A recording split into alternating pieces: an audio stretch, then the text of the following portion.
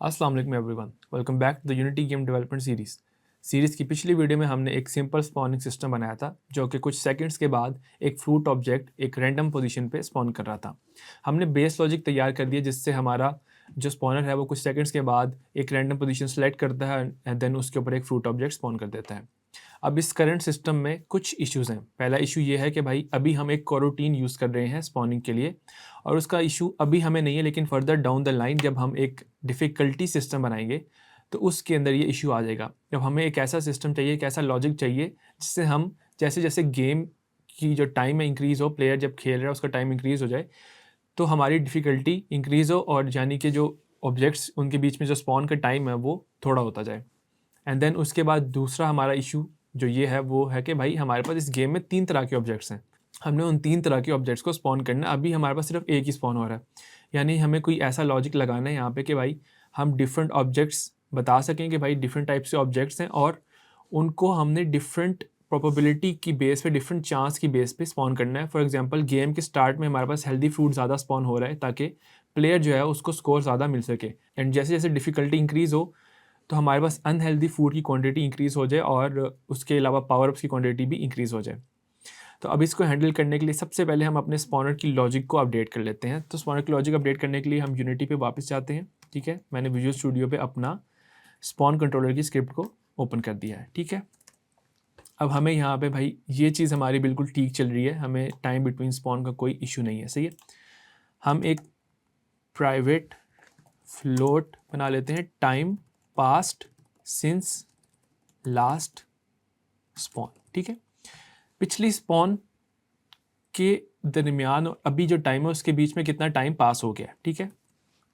अब इसके लिए हम यहाँ से इसको रिमूव कर देते हैं एंड अपडेट का मेथड यहाँ पे बनाते हैं, अपडेट, ठीक है?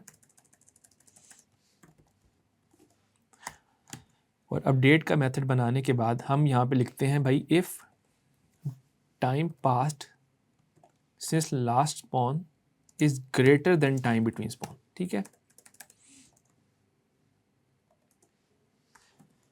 यानी पिछली स्पॉन का जो टाइम था, जो उससे टाइम गुजर रहा है, फॉर एग्जांपल अगर हमारा टाइम बिटवीन स्पॉन 3 है और हमने 0 से time pass since last spawn किया, तो 0 से जब वो 3 पे जाएगा, जब 3 से ज़्यादा होगा तो हमने क्या करना है, हमने उस केस में स्पॉन कर देना है फ्रूट, ठीक है? अब हमारे पास स्पॉन फ्रूट का मेथड नहीं है तो हम क्या करेंगे भाई, हम इसको यहाँ से इस मेथड को चेंज करते हैं, प्राइवेट वॉइड स्पॉन फ्रूट, और यहाँ से मेक श्योर कि भाई वाइल लूप आप रिमूव कर दें और ये चीज़ रिमूव कर दें, नहीं तो आपका जो कोड है वो हैंग हो जाएगा, यूनिटी आपकी क्रैश कर जाएगी, ठीक है? अब हमने ये कर दिया। अब इसकी फॉर्मेटिंग थोड़ी सी ख़राब है तो मैं इस कर्ली ब्रेसेस को रिमूव करके दोबारा ऐड करूँगा तो ऑटोमेटिकली इसकी फॉर्मेटिंग ठीक हो जाएगी और मैं ये एक्स्ट्रा लाइन्स डिलीट कर देता हूँ यहाँ से। एल्स अगर भाई अभी टाइम इनफ पास नहीं हुआ तो हम क्या करते हैं भाई, time past since last spawn plus equals time dot delta time. Basically हम हर फ्रेम पे कुछ टाइम ऐड कर रहे हैं ताकि उसका जो टाइम है वो ऐसे ऐसे इंक्रीमेंटली उसमें इंक्रीज़ आता जाए, ठीक है? उसके बाद हमने क्या करना है भाई, हम इसको सेव करते हैं यहाँ पे, सही है? बाकी हमारा लॉजिक वही है, हम इसके ऊपर एक कमेंट ऐड कर देते हैं। अगर मैं 3 दफ़ा फॉरवर्ड स्लैश, याद रखें 3 दफ़ा फॉरवर्ड स्लैश को दबाएंगे तो आपके पास समरी आ जाती है, spawns a fruit at a random location, ठीक है? ये हमने यहाँ पे लिख दिया ताकि बाद में जब हम कोड देखें तो हमें पता हो कि यहाँ पे ये क्या हो रहा है, सही है? बाकी लॉजिक सेम ही हमारे पास रहेगी यहाँ पे, और स्टार्ट मेथड मैं फॉर नाउ रिमूव कर देता हूँ। और उसके बाद लेट्स से यूनिटी पे हम वापस जाते हैं, यूनिटी पे हम वापस यहाँ पे चले गए और टाइम बिटवीन स्पॉन 3 सेकेंड है, मैं यहाँ से डीबग मोड ऑन कर देता हूँ और मेरे पास अब यहाँ पे ये वैल्यू हमने इसको देखना है, ठीक है? प्ले मोड पे गए, ठीक है? प्ले किया तो देखें टाइम इंक्रीज़ हो रहा है, सही है? और अब ये 3 सेकंड के बाद स्पॉनिंग हमारी हो रही है, लेकिन अब बहुत बड़ा हमारे पास एक इशू आ गया है। इशू हमारे पास क्या है कि भाई ये इन्फिनिटली भाई स्पॉन हो रही है। वैसे देखने में अच्छा लग रहा है काफ़ी कि भाई बारिश हो रही है फ्रूट्स की, लेकिन गेम प्ले वाइज हमने भाई इसको फिक्स करना है। अब हम इसको कैसे फिक्स करेंगे, लेट्स सी दैट। तो भाई अब इशू ये है कि भाई जब टाइम बिटवीन स्पॉन से ज़्यादा हो जाती है ये वैल्यू हमारे पास सिंस लास्ट स्पॉन वाली, तो हम स्पॉन तो कर रहे हैं लेकिन हम रीसेट नहीं कर रहे टाइमर। देखें अगर हम यूनिटी में वापस जाते हैं तो आपने ये नोटिस किया होगा कि भाई 3 सेकंड्स के बाद यहाँ पे वैल्यू 3 पे रुक गई है, और जब 3 पे रुक गई है तो हमारा जो ये वाली स्टेटमेंट है ये इन्फिनिटली रन होती जा रही है, ठीक है। तो इसको फिक्स करेंगे कैसे, यहाँ से प्ले मोड एग्जिट किया, यूनिटी पे वापस गया, और सिंपल सा काम करना है कि भाई हमने यहाँ पे एंटर करके time past since last spawn equals to 0। तो हमने बेसिक्स अब ये टाइमर का एक लॉजिक बना दिया। अब यूनिटी पे वापस जाते हैं एंड चेक करते हैं कि भाई अब फिक्स हुआ एरर या नहीं हुआ, ठीक है। इसको मैं यहाँ पे रन करता हूँ। अच्छा, टाइम पास हो रहा है, ठीक है। 3 सेकंड्स का वेट करते हैं। 3 सेकंड के बाद रीसेट हो गया हमारा टाइमर, दोबारा से 3 सेकंड पर रीसेट हो गया टाइमर। और इसका फ़ायदा ये है कि भाई मैं यहाँ से इसको लेट्स से टाइमर को 1 सेकंड कर देता हूँ। अब हमारे फ्रूट 1 सेकंड हो गए हैं। लेट्स से मैं 0.1 करता हूँ, 0.25 कर देता हूँ। तो अब ये देख लें, अब ये चीज़ हमारे पास फ़ायदा है कि जब हम डिफ़िकल्टी सिस्टम यूज़ करेंगे, बनाएंगे, तो हम उसमें इस चीज़ का इस्तेमाल करेंगे कि रन टाइम पे हमारा जो है वो टाइमर, उसके अंदर से जो उसका लाइक टाइमर की वैल्यू है वो थोड़ी होती जाए। कोरोटीन्स में हम ये नहीं कर सकते थे क्योंकि हमने स्टार्ट मेथड पे ये बनाया था, ठीक है। अच्छा, इसको मैंने सेव कर दिया, और उसके बाद अब हम अपने दूसरे इशू की तरफ आते हैं। दूसरा इशू ये है कि भाई हमने 3 तरह के फ्रूट स्पॉन करने, ऑब्जेक्ट स्पॉन करने हैं। तो हम क्या कर लेंगे, लेट्स से मैं यहाँ पे बना लेता हूँ भाई,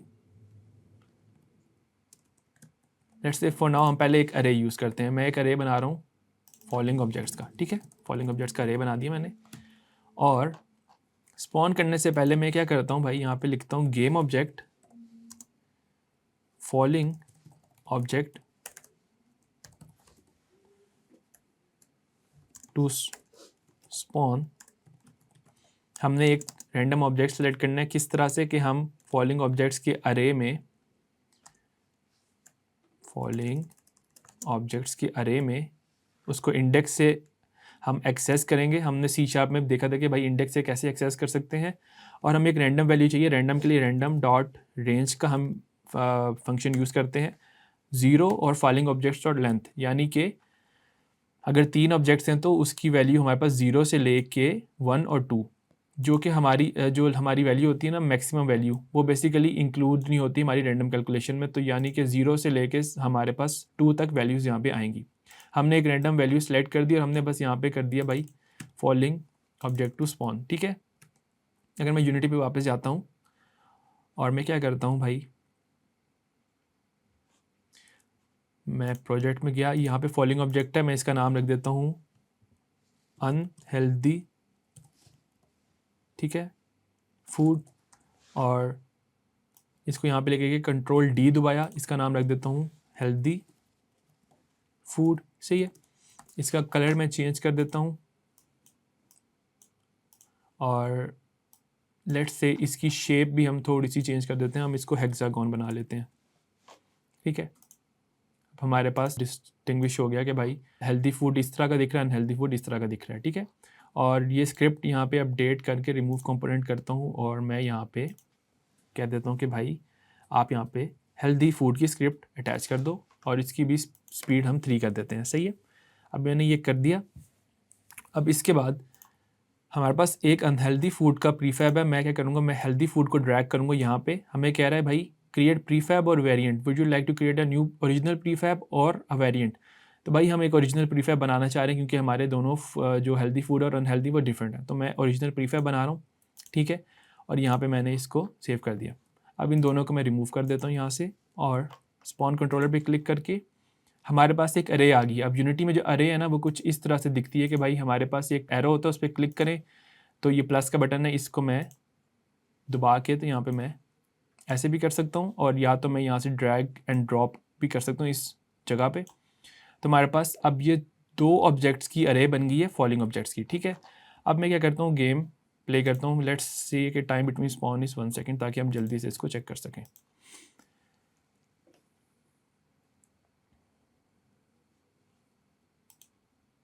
अब आप ये देख रहे हैं कि भाई हमारे पास रैंडम ऑब्जेक्ट्स गिर रहे हैं, ठीक है, हेल्दी फ्रूट अनहेल्दी फ्रूट। और अगर हम इनको टकराते हैं तो भाई हमारे पास इनका जो लॉजिक है पीछे वो भी परफेक्टली वर्क कर रहा है।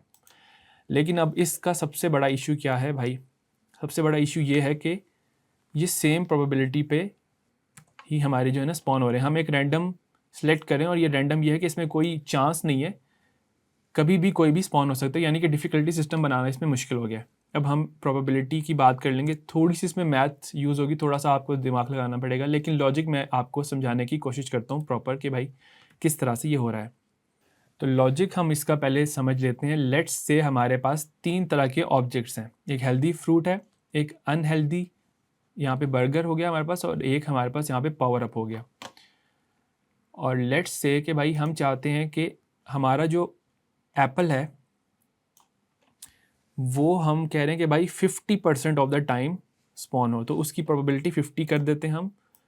और लेट्स से बर्गर की हम कर देते हैं कि भाई वो 20% हो, और पावर अप हम कहते हैं कि भाई पावर अप कभी कभी स्पॉन हो, कि बार बार स्पॉन होंगे तो गेम का मज़ा ख़त्म हो जाएगा, तो मैं कहता हूँ कि भाई 5% हो, ठीक है।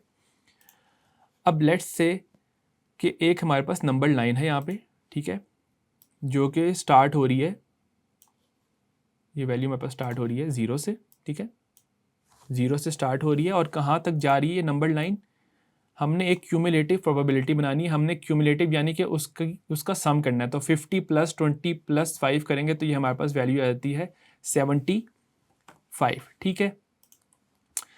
अब हम क्या चाह रहे हैं कि भाई लेट्स से कि इसको स्प्लिट कर देते हैं, इस नंबर लाइन को 3 डिफरेंट सेक्शंस में, 50, 50 + 20 और 20 + 5, ठीक है।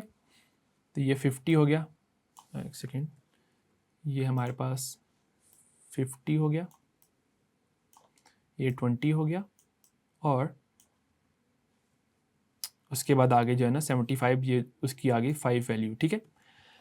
अब हमने क्या करना है, हमने एक रैंडम चांस लेना है, रैंडम चांस लेना है कि हम एक डाइस रोल कर रहे हैं और रैंडम नंबर जनरेट कर रहे हैं, किस से, 0 से लेके, और इस क्यूमुलेटिव प्रोबेबिलिटी +1, क्योंकि हमें पता है कि जो रैंडम डॉट रेंज का हमारे पास फंक्शन है वो आखिरी वैल्यू जो आपकी मैक्सिमम वैल्यू है उसको इंक्लूड नहीं करता, तो हम चाह रहे हैं कि वो भी इंक्लूड हो।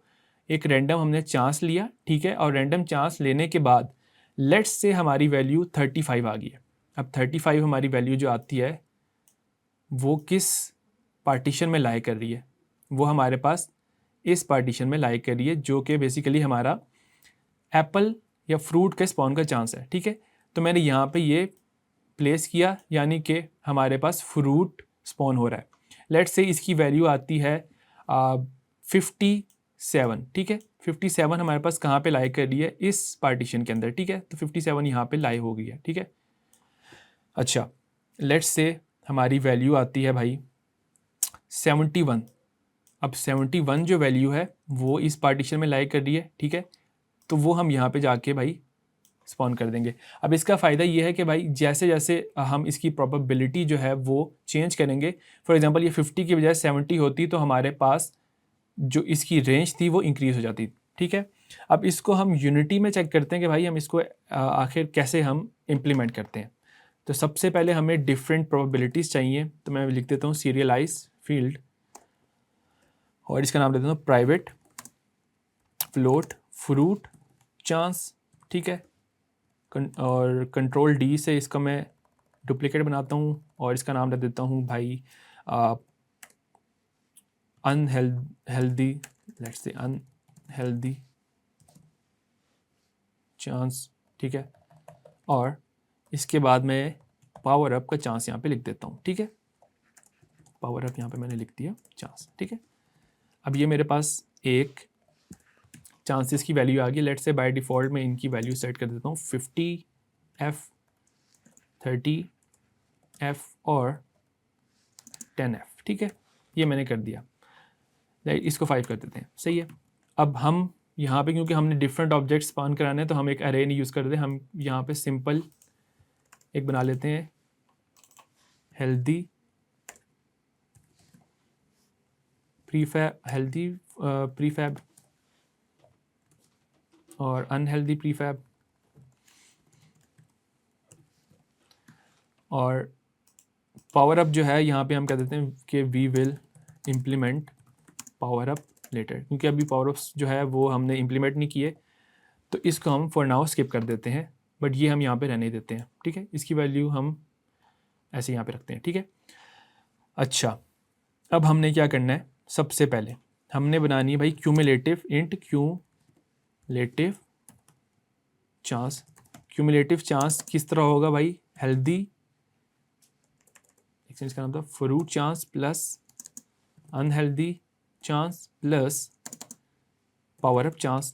ये क्यूमुलेटिव बना दिया। तो अब ये हमारे पास एक एरर दे रहा है क्योंकि ये हमारे पास इंटीजर है, ये हमारे पास फ्लोट है। हम इसको फ्लोट से इंटीजर कन्वर्ट कर देते हैं, ठीक है। और ये एफ की बजाय सिंपल नॉर्मल इंटीजर यहाँ पे हम बना रहे हैं, ठीक है। ये हमने कर दिया। अब हम क्या करते हैं भाई, अब हम डाइस रोल करेंगे। Int random chance, dice role कर दिया।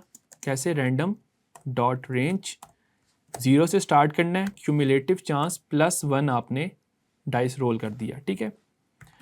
अब हम क्या करते हैं, अब हमने कंडीशन चेक करनी है। If random chance is less than equals to fruit chance,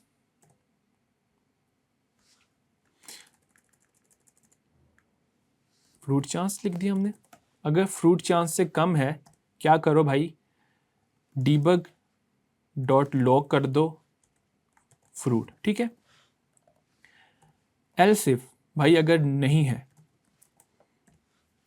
random, अगर हम यहाँ पे कहते हैं भाई else if random chance is less than equals to unhealthy chance plus fruit chance, क्योंकि हमारी जो नंबर लाइन थी हमने उसके बाद ऑब्वियसली फ्रूट चांस के बाद ही ट्राई करना है।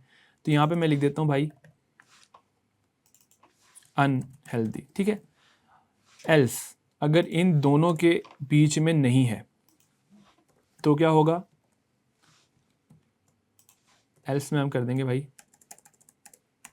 एल्स, क्या हो गया भाई ये, नहीं तो एल्स में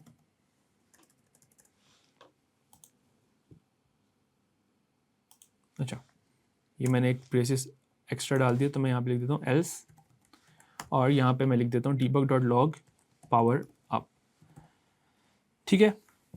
और हम क्या करते हैं, अभी इंस्टेंशिएशन को फॉर नाउ स्किप करते हैं। मैं यहाँ पे बस एक सिंपल सा काम कर रहा हूँ, मैं कर रहा हूँ डीबग डॉट लॉग, ठीक है।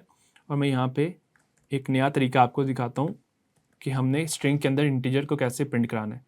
मैं यहाँ पे एक डॉलर का साइन डालूंगा, इसे कहते हैं बेसिकली स्ट्रिंग फॉर्मेटिंग।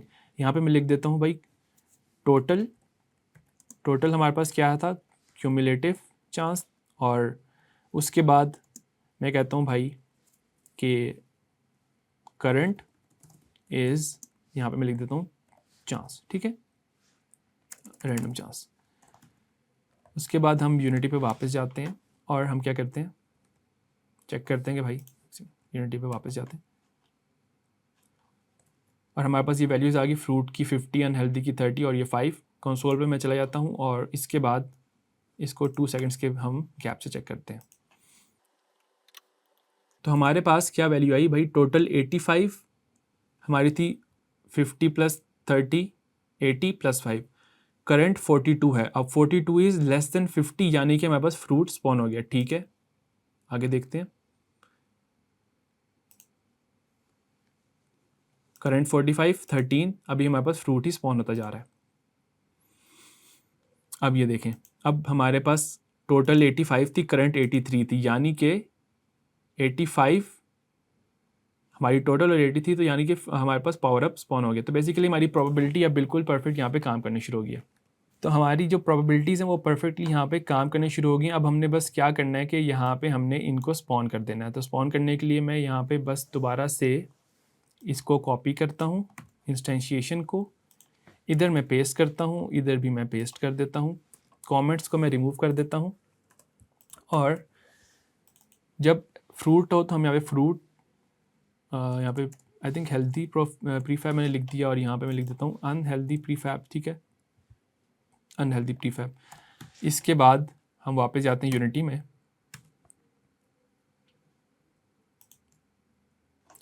और मैं यहाँ पे ड्रैग एंड ड्रॉप कर देता हूँ अनहेल्दी के अंदर रेड वाला और हेल्दी में ग्रीन वाला, एंड देन उसके बाद हम गेम को रन करते हैं।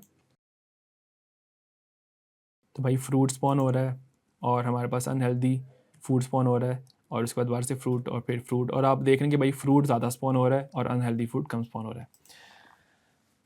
तो बेसिकली इस वीडियो में हमने अपने एक जो स्पॉनर सिस्टम था उसको हमने इम्प्रूव किया, हमने एक उसके प्रोबेबिलिटी बेस्ड सिस्टम इम्प्लीमेंट किया, एक एल्गोरिथम इम्प्लीमेंट किया।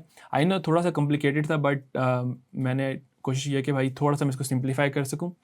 अब अगली वीडियो के अंदर हम बेसिकली लॉजिक तैयार करेंगे, स्कोर किस तरह हमने कैलकुलेट करना है, स्कोर किस तरह हैंडल करना है, और हमने अपने गेम के सिस्टम्स को मैनेज किस तरह करना है। तो अगली वीडियो में मिलते हैं। अल्लाह हाफिज़।